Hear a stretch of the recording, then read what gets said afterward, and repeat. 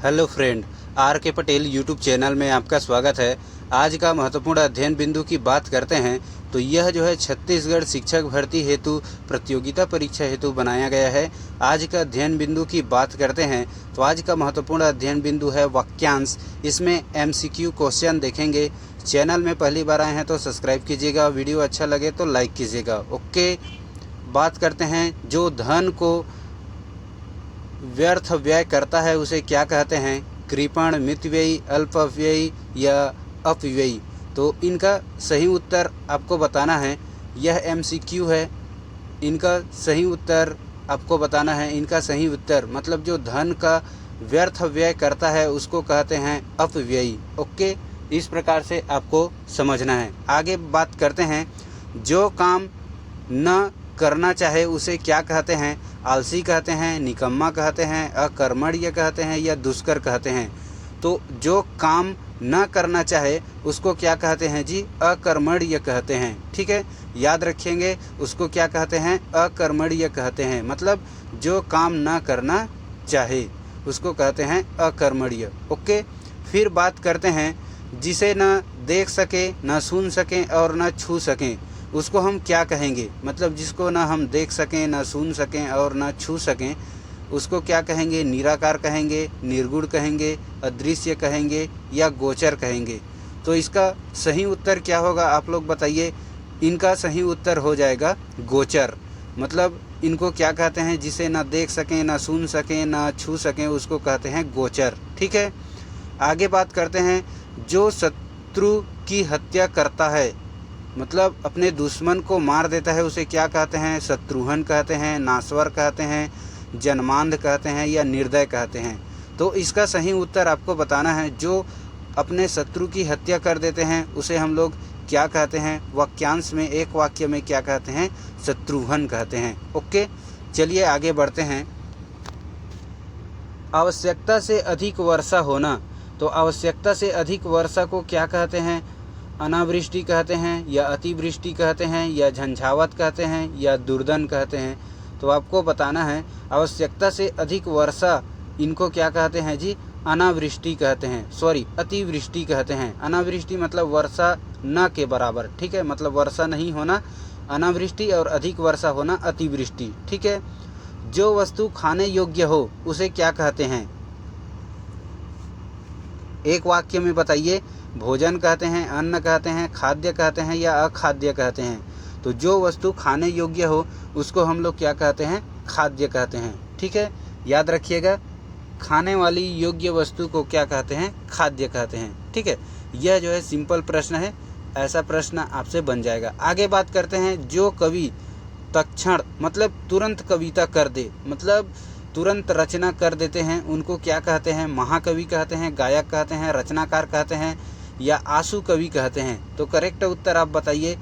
जो कवि तुरंत कविता बना दे उसे क्या कहते हैं? आशु कवि कहते हैं। ठीक है, याद रखिएगा उसको क्या कहते हैं? आशु कवि कहते हैं। ठीक है, आगे बात करते हैं आकाश में विचरण करने वाला। तो आकाश में विचरण करने वाला को क्या कहते हैं? पक्षी कहते हैं, जलचर कहते हैं, कौवा कहते हैं या फिर नभचर कहते हैं। तो सही उत्तर आपको बताना है आकाश में विचरण करने वाला को क्या कहते हैं। तो इसका आकाश में विचरण मतलब नभ मतलब आकाश होता है, तो नभ में विचरण करने वाला हो जाएगा नभचर। ओके, चलिए बढ़ते हैं आगे।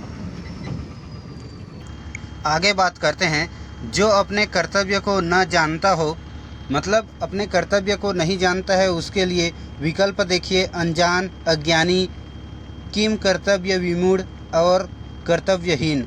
तो इसका सही उत्तर क्या होगा आप लोग जल्द बताइए। जो अपने कर्तव्य को न जानता हो उनको हम लोग क्या कहेंगे? किम कर्तव्य विमूढ़ कहेंगे। ओके, ठीक है, आगे देखिए। जिसे जीतना या जीता न जा सके उसे हम लोग क्या कहेंगे? एक शब्दों में बताइए। जिसे जीता ना जा सके उसे क्या कहेंगे? विजीतक, अज्ञेय, अजेय, दुर्जेय। इसका सही उत्तर क्या हो जाएगा आप लोग बताइए। जिसे जीता ना जा सके उसका सही उत्तर हो जाएगा अजेय। ओके, चलिए बढ़ते हैं आगे। दोपहर के बाद का समय पूर्वाह्न, अपराह्न, मध्याह्न और निशीथ। दोपहर के बाद का समय को क्या कहते हैं?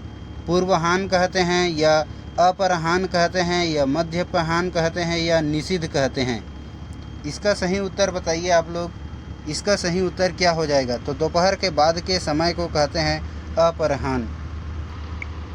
जो आँखों के सामने घटित न हो, मतलब जो स्पष्ट रूप से घटित न हुआ हो आँखों के सामने, उसे क्या कहेंगे? अभिज्ञान कहेंगे, अज्ञात कहेंगे, परोक्ष कहेंगे या अपरोक्ष कहेंगे? तो जो आँखों के सामने घटित न हुआ हो उसे क्या कहना चाहिए? आप लोग जल्दी बताइए। तो जो आँखों के सामने घटित न हो उसे हम लोग कहेंगे परोक्ष। ओके, चलिए बढ़ते हैं आगे। 13वां प्रश्न है, अन्योनाश्रित। ये मुहावरा दिया हुआ है, कथन दिया हुआ है, वाक्यांश। इसका विस्तारित रूप क्या होगा? किसी पर आश्रित होना, किसी पर आश्रित न होना, एक दूसरे पर आश्रित होना या किसी को आश्रित बना देना। तो अन्योन्याश्रित कहने का मतलब क्या होता है? आप लोग बताइए। इसका मतलब हो जाएगा जी किसी पर आश्रित होना। ठीक है, आगे बात करते हैं। निम्न में कौन सा शब्द अनेकार्थ शब्द है? मतलब एक शब्द के अनेक अर्थ। बालक, तो बालक का तो अनेक अर्थ नहीं निकलता है। साहस, साहस का हिम्मत बस निकलता है, उसके बाद साहस का और कोई अर्थ नहीं निकलता। पुस्तक, पुस्तक का भी नहीं निकलता है। लेकिन अंबर, अंबर का एक जो है आसमान होता है, एक जो है कपड़ा होता है ना? इस प्रकार से आपको समझना है। आगे बात करते हैं। सर्प, मेंढक, सिंह, घोड़ा, वानर, हाथी आदि को समझाने वाला शब्द है शिव, हरि, कपीस, पशु। तो इन सब को समझाने वाला एक शब्द क्या है जी? वह है हरि। ठीक है, वीडियो कैसा लगा आप हमें कमेंट में बताइएगा। वीडियो अच्छा लगा तो लाइक कीजिएगा, चैनल को सब्सक्राइब कीजिएगा। ओके।